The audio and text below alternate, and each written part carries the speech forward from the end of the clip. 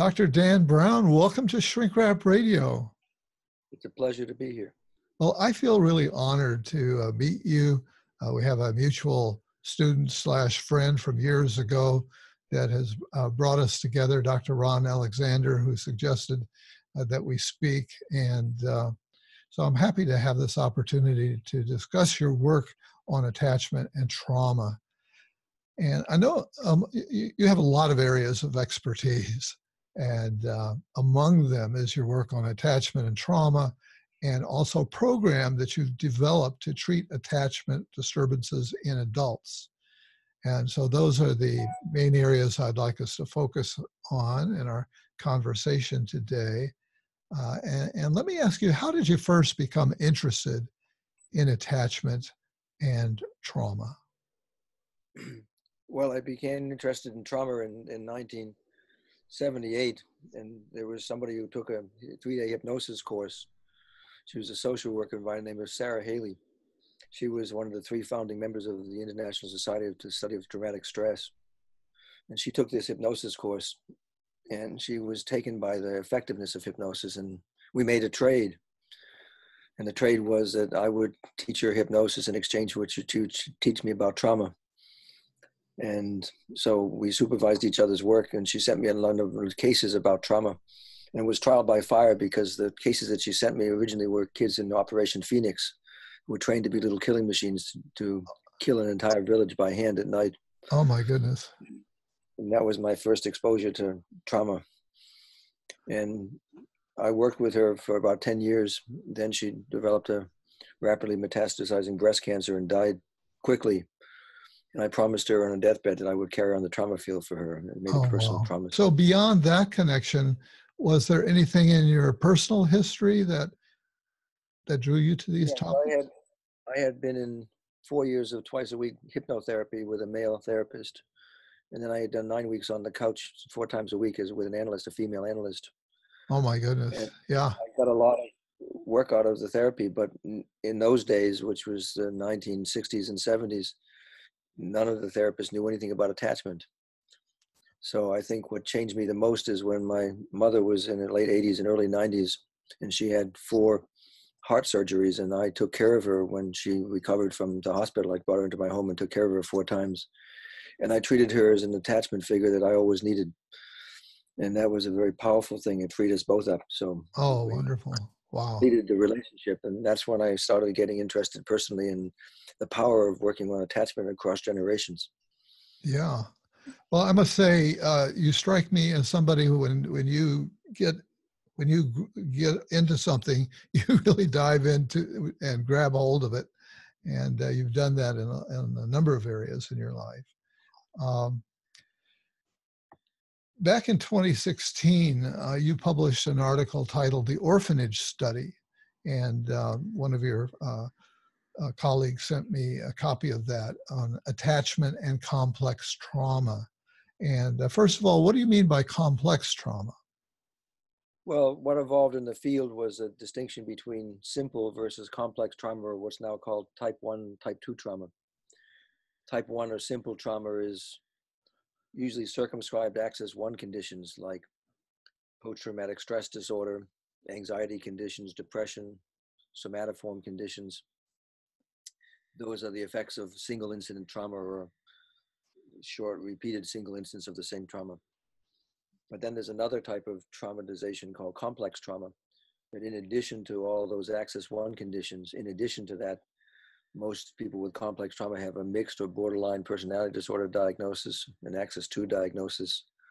They have major dissociative symptoms, depersonalization, dissociative identity disorder, and they usually have multiple addictive behaviors. And so if you treat people with complex trauma, you're talking about 8 or 9 comorbid diagnoses. There was some attempt. Is part of what it implies as well repeated traumatizations, as in childhood sexual abuse? Well, most of the literature on what's called complex trauma assumes that the incidences or repeated instances are what caused the traumatization, but that's not what we found in our orphanage study. Uh-huh. Well, take us through your orphanage study, if you will. Kind of give us a sense of the setup and what you found. Well, it was really a study that we did by accident. I do a lot of expert witness testimony in the courts. I've done 70 priest abuse cases against the Catholic Church Mm. and lots of other abuse cases. And because it's, when you go as an expert witness, it's a war. And I like to go well prepared. So I do 2 full days of testing. I do a number of structured interviews. I do about an inch thick of paper and pencil normative tests. I do psychophysiological testing. I do tests for symptom exaggeration and malingering. And I give them all the adult attachment interview to find out attachment status. And this is a database that I've collected over the years, but I did a expert witness case a series of cases in New Orleans. And what happened in the 1950s is there was a Catholic orphanage called Madonna Manor in the outskirts of New Orleans. And the brilliance of the Catholic Church in those days was when a priest got accused of molesting somebody in church, that they would transfer them. And they transferred 6 pedophile priests to run an orphanage of children. And the priests hired mostly pedophile staff. Wow. So you can imagine. That's so contemporary. I mean, that kind of thing is still in the headlines today. Still happens, yes. So I did detailed testing, 2 days of testing on all of the victims, and we had 17 of them at the time. Most of them had not remembered. They had completely put out of their mind or partially put out of their mind anything about the traumatization. And then later they recovered the memories some 20, 30, 40 years later. And at the time that all these cases were coming out, I tested them, 17 of them, in detail. And I gave them all the adult attachment inventory, which is the gold standard in assessment of attachment. There are self-report instruments to measure attachment status, but the correlation between self-report inventories and the AAI, or the adult attachment inventory, is less than 1%. So the correlations are so poor that mostly we think that the self-report's status is not very accurate, because people can either think that they have worse attachment than they do, or they can have very good attachment status and not think they do. And the adult attachment inventory takes about 2 years to train in. You have to get certified in it at a high level of accuracy. There are about 500 people in the world that are certified in this. It was developed by Mary Main and colleague Eric Hess at University of California in Berkeley. And I took the training in it, and I routinely gave it to many of my trauma survivors, and I gave it in an expert witness context with these orphanage survivors. And what we found is just about half the sample had mostly disorganized insecure attachment, which meant that all the developmental lines were disrupted. And some of those kids parents were alcoholic, and there's a lot of violence in the home. And parents were running a meth lab in the house or a brothel in the house, and sometimes the kids were picked up on the streets foraging for food. So they were from disastrous attachment backgrounds, what we call disorganized attachment. And the other half of the population was from good Catholic families with 6 or 7 kids. And since they had such big families, the father often had to work with 2 or 3 jobs to make ends meet. But it was a loving family. And often what would happen is the father would have to work in the oil rigs or some other dangerous job in order to make enough money for the family. And the father sometimes would get an industrial accident or killed, and then the loving family would break up, and the kids would end up in the orphanage. So, and they were all abused by the same abusers for the same amount of time, both physically and sexually. But the variable was attachment status. So we ran some numbers on that, and what we found out was that the ones who had secure attachment before they went to the orphanage and then were abused had post-traumatic stress, somatoform symptoms, anxiety and depression symptoms. None of them had a major personality disorder, and none of the ones had major dissociative symptoms like dissociative identity disorder. And mostly they had, if any addictive behaviors, they had one addictive behavior. But the ones who had disorganized attachment in addition to those diagnoses, all of them had either mixed or borderline personality disorder diagnosis. All of them had major dissociative symptoms, which meant the existence of parts. And all of them had multiple addictive behaviors, 2 or 3 addictions. So we began to think that what was called complex trauma in the field was not really complex trauma. It was really disorganized attachment aggravated by later abuse in later childhood. Mm-hmm. And it began to make us rethink the whole approach to treatment, that we needed to treat the underlying attachment disturbance. And what happens with disorganized attachment is the 3 major developmental lines all get disrupted early in the first 2 years of life. That is, the 3 major developmental lines are emotional development, self-development, and relational development. And that manifests in the late teens or 20s in the form of a personality disorder emerging. Uh-huh. And then if they have disorganized attachment, Frank Putnam, Mary Main, and others have shown that kids who have disorganized attachment tend to have many more dissociative symptoms and behaviors in childhood. And then if they're abused in later childhood, they fix the dissociative strategies as the main strategies they use to cope with the abuse.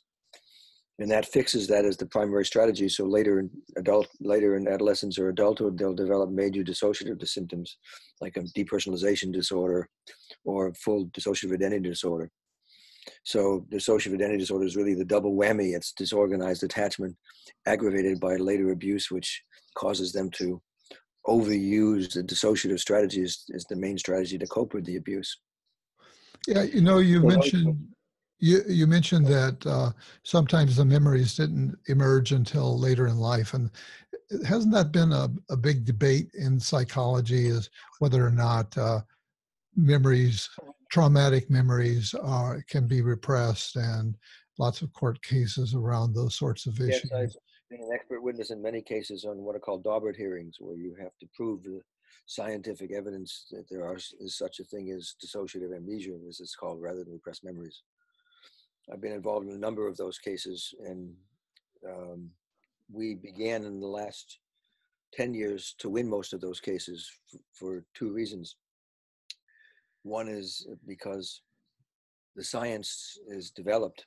There are, as of today, 110 articles on people partially or fully forgetting childhood sexual abuse.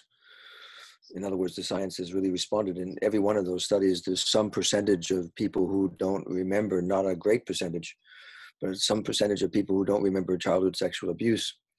So the false memory people saying that it doesn't exist is simply wrong, according to the data. Mm-hmm. But the second reason, a more powerful reason that we began winning in the courts, the Daubert hearings, was because of neuroscience, mostly coming out of Europe and Germany. But there have been a number of studies on what's called dissociative amnesia. And in ordinary emotional memory, we store and retrieve the memory through two different neural circuits. One is the right temporal parietal system. That's where long-term autobiographical or emotional autobiographical memories are stored. And the second is the medial prefrontal cortex, which is the sense of self, the sense of Dan-ness or Davidness. So when you retrieve a trauma, 2 things happen. There are 2 circuits that get activated. The right temporal parietal system, which is the retrieval of the emotional memory. And the second is the medial prefrontal cortex, which means that the memory is about the self. Then we can say that this is an emotional experience that I had and it happened to me. In fact, the neuroscience is exactly mirrored a point that Pierre Genet, the grandfather of dissociation, said 150 years ago, that when you recover from traumatic memory, 2 things need to happen. One he called realization, making the memory emotionally real. And the second is personification. That is, you have to say, this is an experience that happened to me. And you can get people who can come up with a memory, but it's not emotional. They distance themselves from the emotion. Or you can get people who come up with an emotional memory, but they can't say it happened to me. And those 2 processes, personification and realization, exactly mirror what the neurobiology of dissociative amnesia show, because either the sense of self goes offline or the emotional memory circuits that retrieve the memory go offline. And since that's well established, particularly in Markovich's work and others in Germany, then we began to introduce that as testimony in the court. And So people who have dissociative amnesia, it's not something that's iatrogenically suggested. It's actually a real diagnosis with clear neurobiological roots. So that people who have that capacity for dissociative amnesia are at a disadvantage in the courts. Consider that two women get sexually abused and molested by their own father in an incest scenario. And one of them has a dissociative coping style and one of them has a externalizing coping style. The one with the externalizing coping strategy will act out in school, have a lot of behavioral problems and symptoms, and probably get recognized in childhood as being abused. The one who gets the dissociative coping style will put it out of their mind. They won't remember it for years, often decades. They'll have better grades in school. They have more friends in school. And then sometime in adulthood, they'll recover the memory and then they'll get disorganized at that point in time. It depends whether you want to pay for the abuse at the beginning, right after it happened, or whether you want to pay it out of a layaway plan. Either way, you pay for it. But the difference where does the term narrative memory fit into what you're saying? Well, most people who get traumatized have an implicit memory for the trauma, but not a narrative memory for the trauma. So in other words, it's working unconsciously. And we see that behavioral memory for the trauma occurring in three forms. They will have avoidance behaviors. They will have dissociative reenactments. Well, they have strong feelings when they get triggered, but they don't want to know what the feelings are about. Those are the three ways that people implicitly remember trauma. Okay. Now, you've gone on to create a therapy training that's called the Attachment Project, in which, and you went through an extensive review of all the various kinds of interventions, theoretical and applied, that have been applied to the repair of attachment. And you've developed your own approach that you refer to as the 3 pillars of comprehensive attachment repair. And you outline 4 kinds of attachment: secure attachment, dismissing attachment, anxious attachment, and disorganized attachment. So you've already spoken a bit about secure attachment and disorganized attachment, but take us through either the remaining 2 or all 4 a little bit. Well, the grandfather of attachment was John Bowlby in the 1940s, and he said that healthy attachment is an interplay between 2 factors. One is secure attachment behavior, and the other is healthy exploratory behavior. And the paradox of human attachment is the more secure the child feels with the mother as the safe haven or secure base, the more independent and exploratory they become. So it's an interplay between healthy, secure attachment, which lasts for several years, and that becomes the way the child explores the world and develops a strong sense of self, because it was Winnicott who said that playful exploration is the vehicle of self-development. So the first empirical test of Bowlby's theories was in Mary Ainsworth's work in Baltimore. And she developed what was called the strange situation paradigm, which is a standard test. You take children at the ages of 12 to 24 months, bring them in a playroom, there's toys on the floor, there's a big plastic box filled with toys, but it involves some negotiation between the mother and the child to open the box. There's several chairs in the room with no instructions. And you see what the child does in the room for 3 minutes along with the mother with no instructions in this unfamiliar environment. Then a stranger comes in unannounced who's a confederate to the research, and they interact for 3 minutes, and you see how the child's play behavior is affected by the stranger's presence. Then after 3 minutes, the mother is asked to leave, and you see the child's response to the mother leaving and how that affects the play for 3 minutes with the stranger in the room. Then the mother comes back, and after 3 minutes, and there's a reunion period. And then the mother leaves a second time, and the child is left alone for three minutes in the room. And then the mother comes back for a second reunion. So you get all the scenarios, and there are 4 patterns that emerge. The first pattern is secure attachment. The more the child feels secure in the strange environment with the mother as a safe haven, the more they get into the toys and they explore the toys. And if they explore too much and they get a little bit fearful, they'll come back and connect with the mother, and they'll go right back to exploration again. So it's a healthy interplay between exploration and attachment behavior. Mm-hmm. They have a clear protest to the mother's leaving. They show clear preference to the mother over the stranger or being alone. But none of those variables interferes too much with the exploratory behavior. Whereas kids who have dismissing attachment, or what in childhood we call avoidant attachment, or in adulthood we call dismissing attachment, they've deactivated the attachment system. They don't care whether the mother's in the room, the stranger's in the room, or they're alone. They just go for the toys.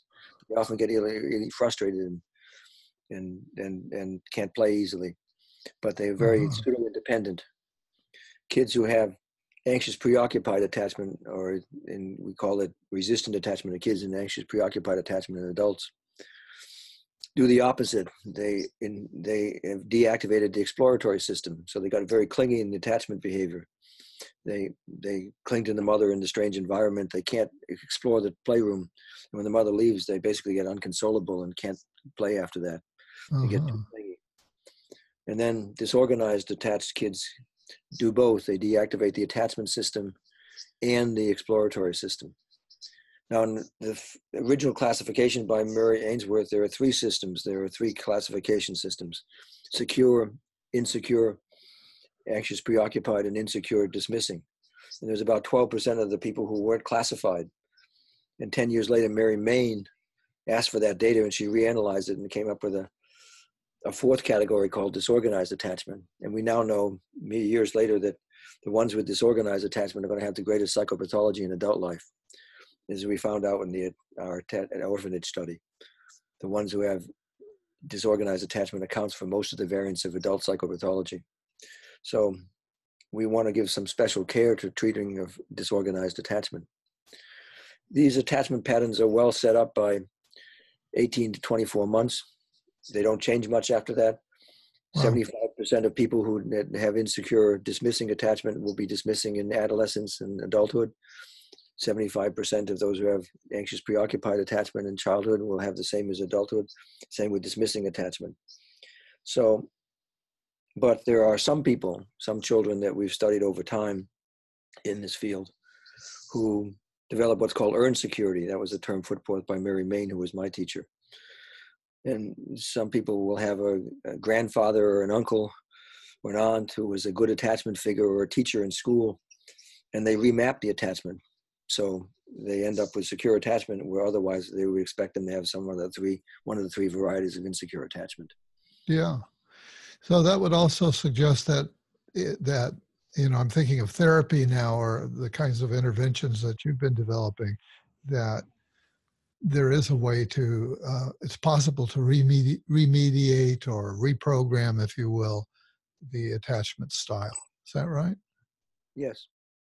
It takes some time and the right approach, but usually in somewhere between 1 to 3 years, you can completely remap the attachment style, and they'll select different kinds of relationships more healthily. Wow. Of course, that's what we believe as psychotherapists and what therapy has been predicated on, although not with the same degree of understanding.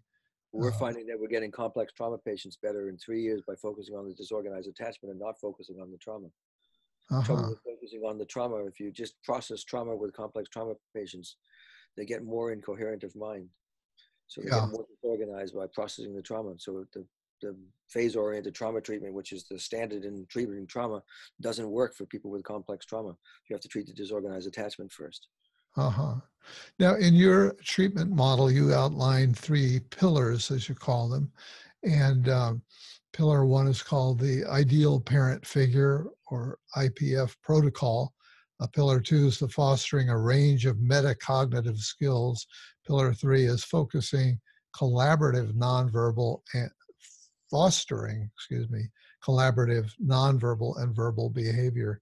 So maybe you can take us through those 3 pillars and give us a sense of what each entails. Well, 40,000 foot view.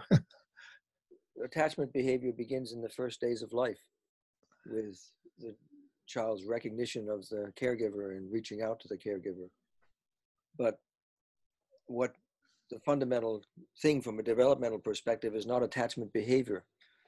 It's the representation of attachment, what Bowlby called the development of a positive, internal, stable working model for good relationships.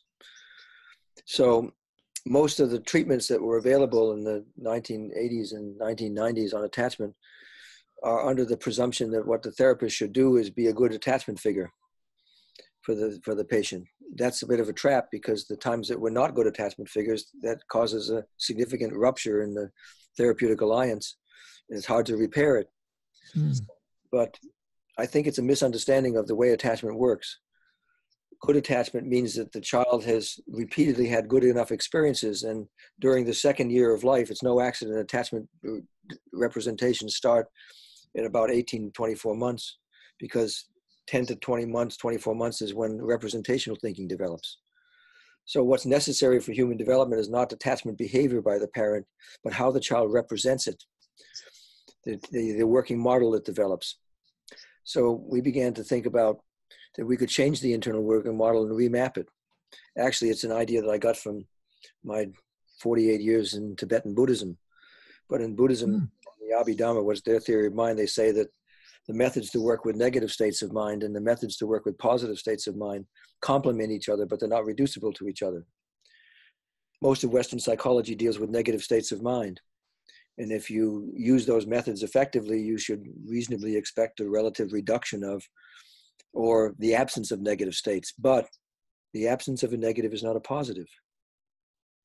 And here what's necessary is to develop a positive internal map for healthy, stable relationships. And interpreting all the dysfunction in relationships isn't going to develop a positive map. So that influenced my thinking that what we needed to do is develop, use imagination to develop a positive new map. Yeah. So we say something like, imagine that you grew up in a family different from your family of origin, with a set of parents ideally suited to you and your nature.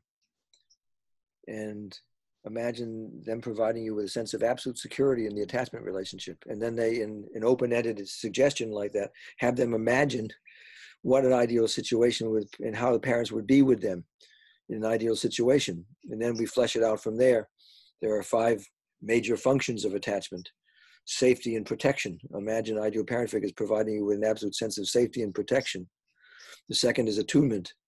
Imagine these parents being carefully attuned to everything about what you do, but more importantly, attuned to your internal state of mind. They really see you and know you.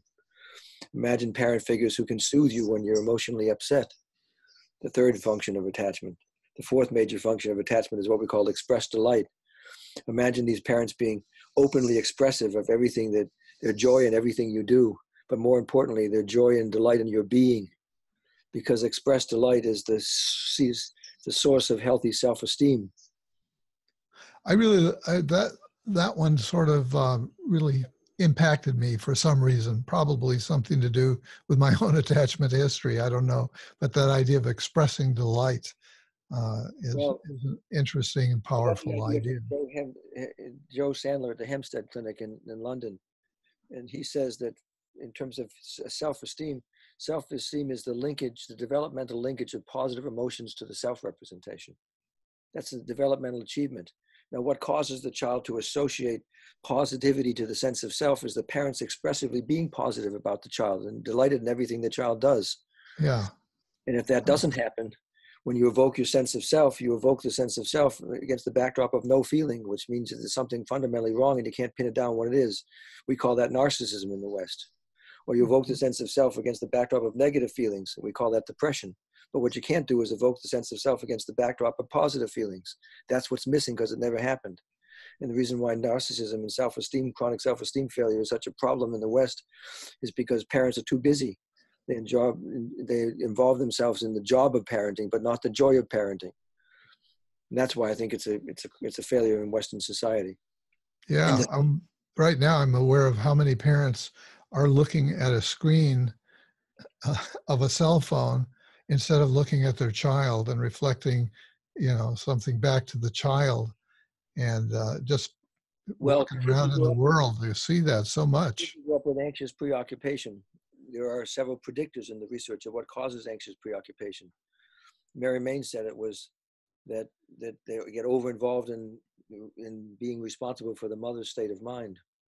So they develop an outside-in orientation. They're always regulating the mother's state of mind rather than focusing on the sense of self. And that interferes with self-development, and interferes with the development of regulation of emotions.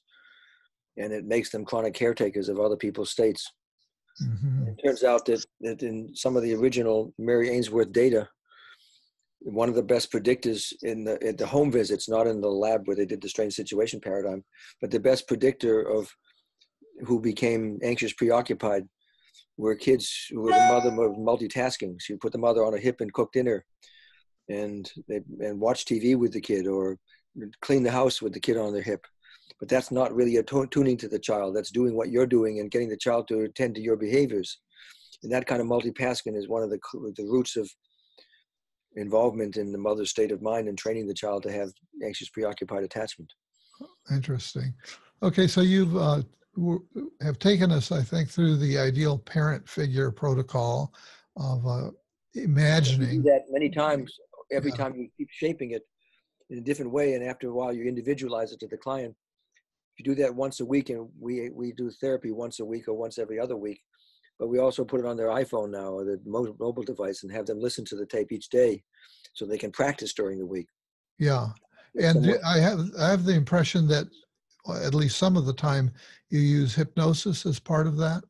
Yeah, hypnosis, as you know, is a state of heightened attentiveness. That's what the neurobiology says. It's a state of where the anterior cingulate cortex is activated, which is the attention center of the brain, where you can concentrate with sustained concentration and tune out distractions.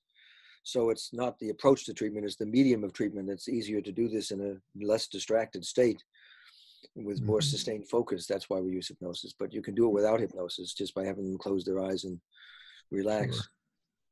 Sure. I was using hypnosis for many years with this, and then I invited Jeff Young, who does schema therapy, to teach in my program in several occasions. And Jeff didn't know anything about hypnosis, and he would simply say to his patients, close your eyes and relax and imagine. And it worked just as well. So yeah, right. We didn't spend so much time on the induction ceremonies after that. Sure. Pillar 2, fostering a range of metacognitive skills. What do you mean by metacognitive skills? Metacognition was discovered by John Flavel, the Piagetian psychologist in Stanford, in 1976 in a seminal article in American Psychologist, and he called it, unfortunately, thinking about thinking. What it means is that you are aware of your state of mind, number one, and you're aware of the strategies you're using when you're solving problems, so that people with metacognition can change their strategies and make them more effective when they're solving problems, and they can be aware of their state of mind is a critical element of human development. And there are 4 generations of metacognitive work. The first one was in the Mary Main's adult attachment inventory, and it has to do with being able to step back and seeing all knowledge systems are relative, that the way things appear, they're not necessarily the way we construct them in our mind, and that everything is a mental construction. She promised to develop that scale much more, but never did that. The people at Tavistock did that, and it was Howard Merriam Steele and Peter Fonig and Mary Target and Valerie Sineson who developed what's called a reflective function scale. It's scored from -1 to +9. Most people, if you give them a scale of metacognition in the general population, score about 4.5. That means that they're mildly metacognitive. People who've been in years of analysis are highly metacognitive. They've trained themselves to observe their own states of mind, so they get 8 or 9 on that. But what Howard Steele told me, who collaborated on our statistics in our orphanage study, told me is they never found a person at Tavistock on the inpatient unit who had a personality diagnosis or a dissociative disorder diagnosis who ever scored above 3 on that scale. And they were so low in metacognition that they developed a whole approach to treatment called MBT, mentalization-based treatment, where the whole approach to treatment is to introduce a variety of therapeutic strategies to increase metacognition. And their outcome studies are very impressive. In a study of traditional treatment of borderlines, transference-based treatment, which is Kernberg's approach, to the metacognitive tradition, in 2 years treatment, the MBT group treatment effect size doubled that of the traditional Kernbergian approach to borderlines. That outcome data raised my eyebrows. So training people to develop metacognition seems to help them overcome personality disorders, and they've shown, developed a good program with that. The third, how does that relate to, say, cognitive behavioral therapy or mindfulness training? well, those be about working with metacognition? have to give you the third school of thought, and then I can answer the mindfulness question. The Okay. third school of thought was developed in Rome at the Rome Institute of Cognitive Therapy by Tony DiMaggio, Giovanni Liatti, and others. And what they developed was what I call a condition-specific approach to metacognition. There are different metacognitive skills, and some patients are deficient in some and the other. So there's not a general capacity like reflective capacity. You have to tailor the types of metacognition they're missing for that given patient. For example, they had 3 types of major metacognition. One was called metacognitive awareness, the capacity to be aware of your own internal state of mind, mostly your feelings. The second is metacognitive regulation, the capacity to be aware in such a way that has a regulatory effect on that state of mind. That's very different. So what they found was that borderlines are not deficient in metacognitive awareness, but they are deficient in metacognitive regulation.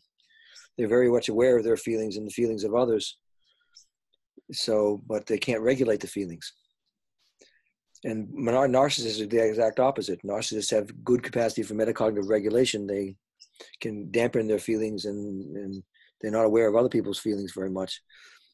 But they got good regulation, but they're not much aware of their own feelings, and certainly not aware of other people's feelings at all.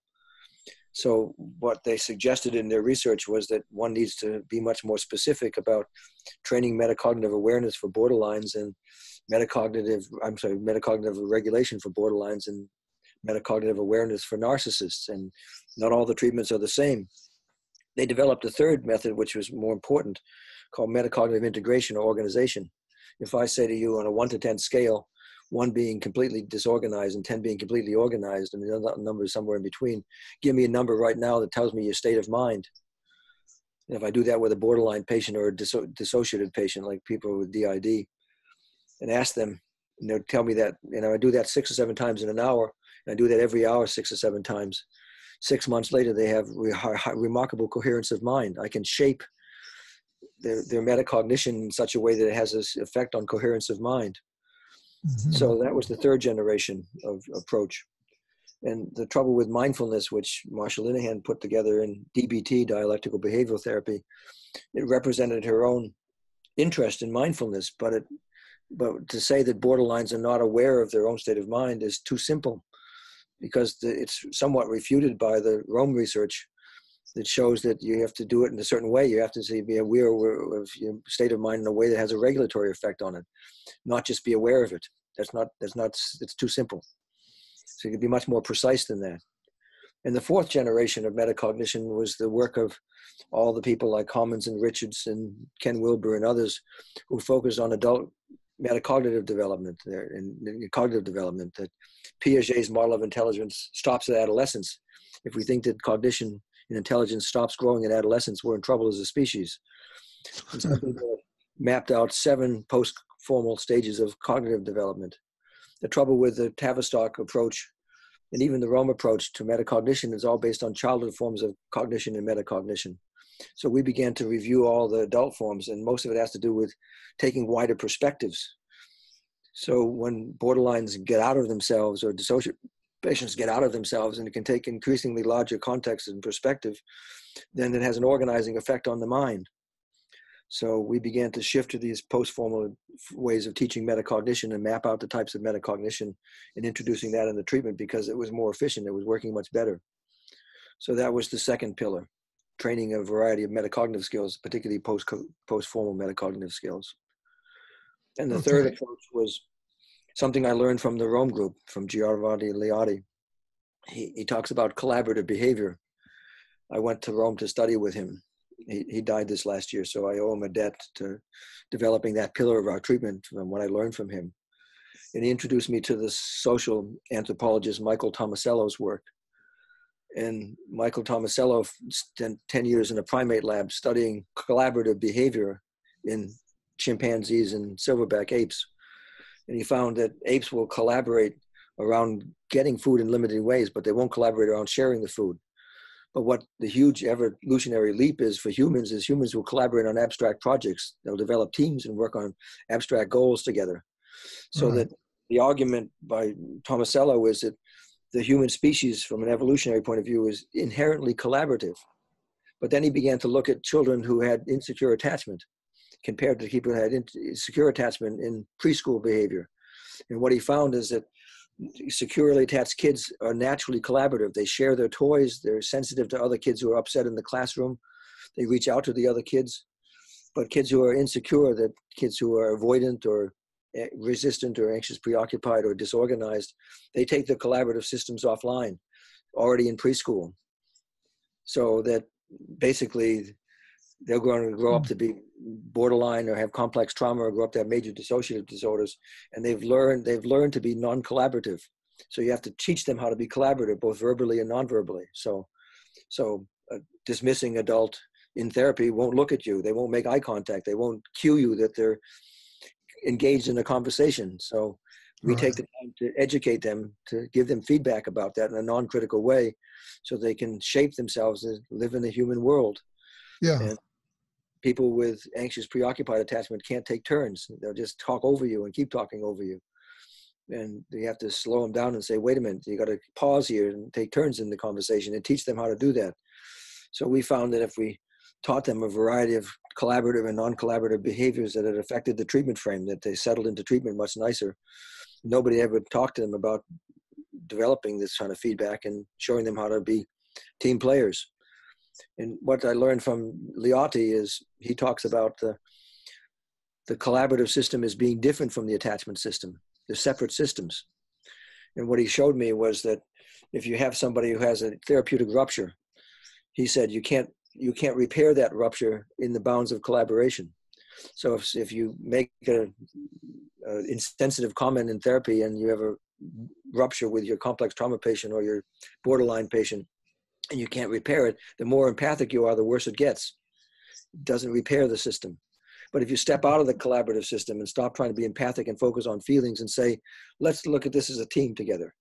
Something I did really deeply affected you. Let's step back and look at that together as a team.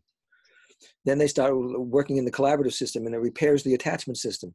Once that repair is done, which happens quickly, then you can go back and focus on attachment and talk about feelings again. It's quite remarkable. Yeah.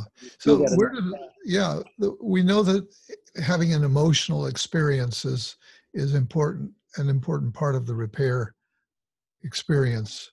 Where does that come into the three pillars? It comes into the felt that when you do ideal parent figures, it's always a feeling quality to the nature of the relationship. We emphasize the underlying feeling quality of secure attachment. It's felt secure attachment. It comes in again around team behavior. When you're being collaborative, then you can get at the feelings and look at them and understand them, and it settles down the intensity of feeling, has a regulatory effect. Then you can go back and feel the feeling more fully in the context of a collaborative relationship, and it fits in the relationship. You can go back to be empathic again at that point. But you have to repair it first before you can get to the feeling, because the feelings are too raw and they're too intense. Yeah. So Now, the mind. I understand that you've done an outcome study on this approach to see, how effective it is. What is that study completed at this point, or is it still in progress? We did a pilot study with 11 subjects, and we measured three things. We measured coherence of mind on the adult attachment inventory, because people who have secure attachments on a 1 to 9 scale score 7 to 9 on the coherence of mind. We looked at the degree to which they developed a reflective capacity using the reflective function scale from Tavistock. And we looked at whether the third thing we looked at was whether or not they met the criterion for secure attachment on the AI. Those are the three major measures. And we found that all three measures were met by all 11 of the people that had been in minimum between 1 to 3 years of treatment, 3 years max. So now we're doing a major outcome study where we pool that data to a larger group with about 50 people that we're finishing running now. And I needed a control group.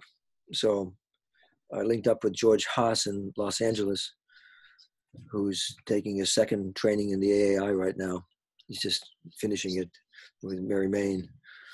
And he was interested in attachment in my work. And he developed an attachment training program that went for 12 sessions. It's a didactic psychoeducational program for people in the Los Angeles area, mostly of whom were therapists. And it turned out to be an interesting control group. We have 24 people in the control group. Most of them got interested in the attachment class because they had some variation on the theme of insecure attachment. And they work for 12 sessions, and then they have 12 sessions of mindfulness. But they didn't have the 3 pillars treatment. So we have a psychoeducational group where they know a lot about attachment. Many of them have been in mindful, so they have some kind of metacognitive training. And they have some intervention, but it's not the 3 pillars treatment. And what we've finished pretty much analyzing the control group, and almost none of them changed in the 3 years of the time cutoff. And they all, what's unique about the population is they all have insecure attachment. The majority of the people in that sample were anxious preoccupied, where there's few were dismissive, and the rest were either anxious preoccupied or disorganized. We only had one secure person, and one secure person in the control group. And none of them changed over time, even though what changed remarkably was their level of metacognition.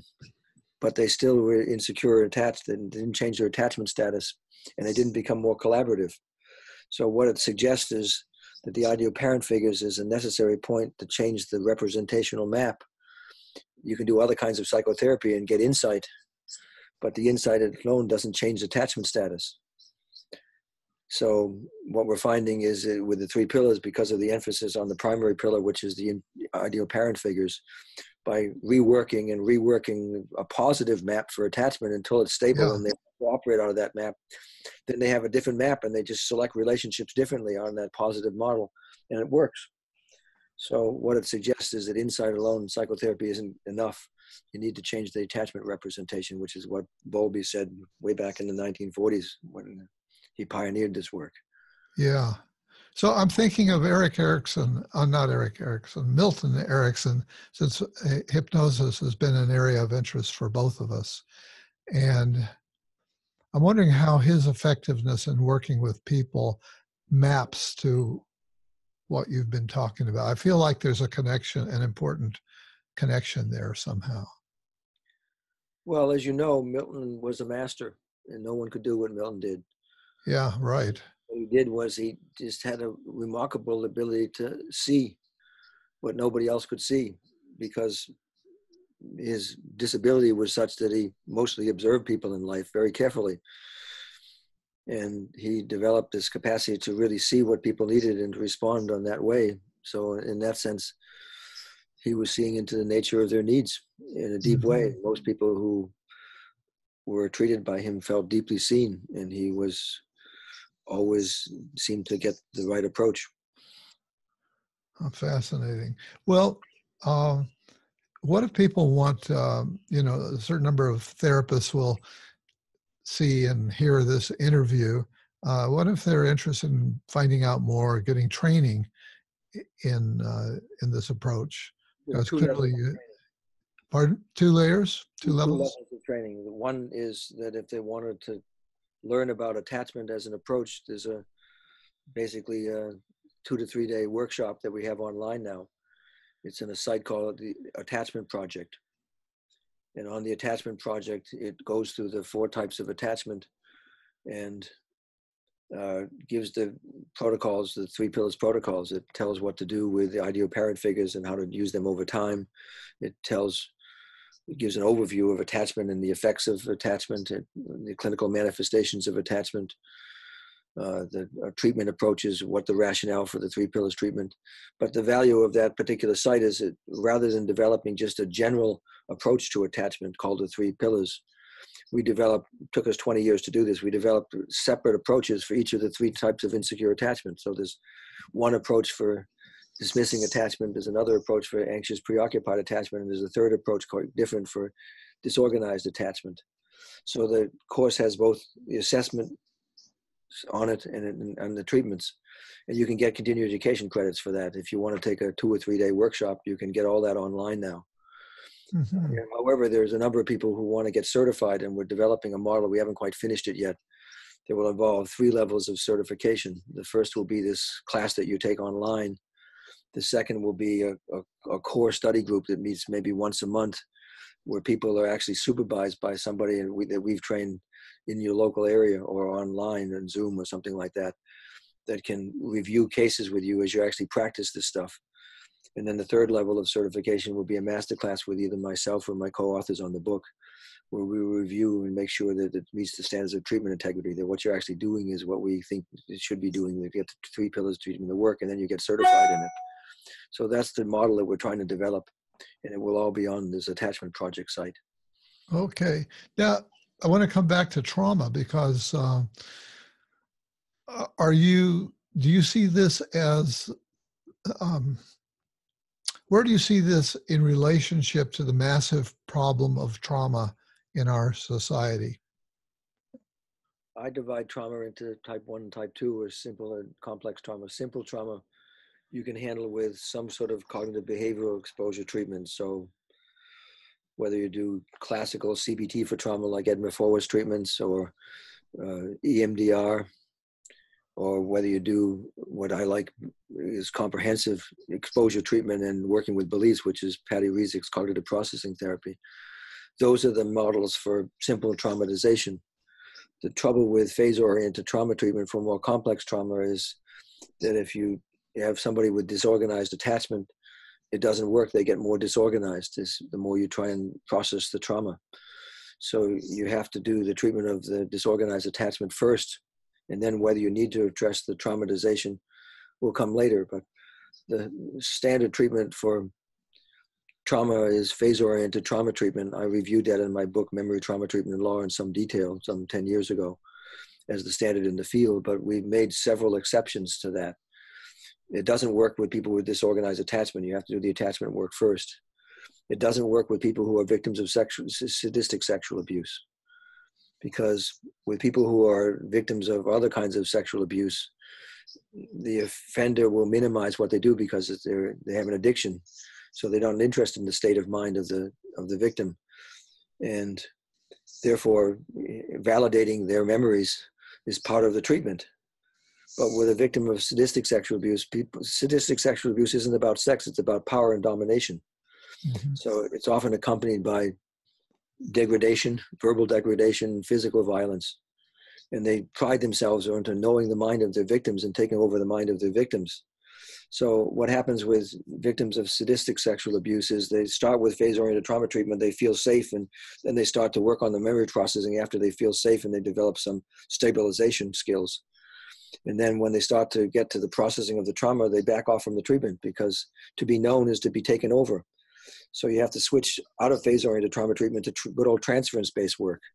You have to, in the here and now, transfer and say, the dilemma for you is that if you let me know you, then you're afraid I'm going to take over your mind, and I'm going to do all the mind games that the sadistic abuser did to you. And you can see how that keeps getting played out in the relationship. That's how you give them an emotionally corrective experience. So we have to adjust trauma treatments according to the nature of the population we're working with. And that's what we've tried to do over the years, to say, for this approach, this is the best match for this type of traumatized individual. For another traumatized individual, it's quite a different match. Okay, well, I think we're at the place to wrap this up. Is there any other last thing that you'd like to say? No, I think that covers it pretty well. Oh yeah, one thing. Yeah. One final comment is that there are 3 relational maps. There's the attachment maps, which develop in about 18 months. And then there's another map that develops for relationships in the 3rd or 4th month, when people have the capacity for complex ideas, they internalize family and cultural beliefs. We call that a CCRT map, Core Conflict Relational Teams map. And that's more accessible. So we can say the difference between those 2 maps is people who have attachment problems have trouble with relationships. People who have core conflict relational themes have trouble within relationships. They select the same old dysfunction for relationships. So the way you develop a CCRT formulation is you get a history of all the intimate relationships in their life, how they started, what happened over time, and how they ended. And what you'll see is they're not all over the map. There's usually, you can read it like a musical score, a complex musical score. There's usually 1 or 2 central themes and infant variations on the same 2 or 3 themes. So the relationship behavior is always patterned that way, and you can interpret those maps and change the maps. That's called a CCRT formulation. The 3rd map, those are both developed in childhood. The 3rd map is that under conditions of high fear arousal, you can develop a new map as an adolescent or an adult. We call those trauma bonding maps. like in the case of the Stockholm Syndrome, or in the case of childhood incest, or in case of Mm. battered women, under the conditions of high fear arousal, where intermittent power is and caregiving is given the relationship, they form a new map that rewrites the old, what healthier maps in the direction of unhealthy trauma bonding maps. So when you start with treatment around relational disturbance, we need to know what the map is that we're going to fix, because they're quite different approaches. Okay, wow. Well, you have packed in so much information, and I'm so impressed by the degree to which you're able to slice and dice all of these ideas and and hold it all together and articulate it. It's very impressive. Dr. Dan Brown, I really want to thank you for being my guest today on Shrink Wrap Radio. And thank you. For a pleasure to meet finally. I've always been a fan of your work.